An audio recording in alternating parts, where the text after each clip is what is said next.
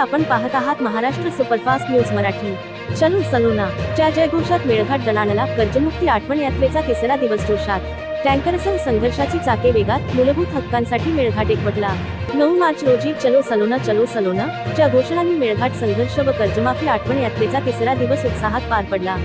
एकताई येथून यात्रेला सुरुवात झाली। एकताई बोर्धा हिलडा असा प्रवास करत राहू येथे आजचा मुक्काम ठरला।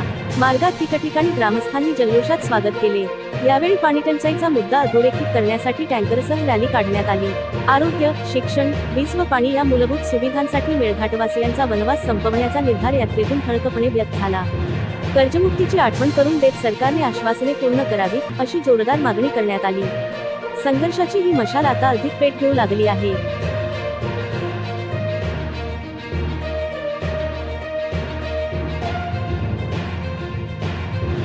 महाराष्ट्र सुपरफास्ट न्यूज मराठीच्या मेळघाट प्रतिनिधींनी या कार्यक्रमाचे वार्तांकन केले।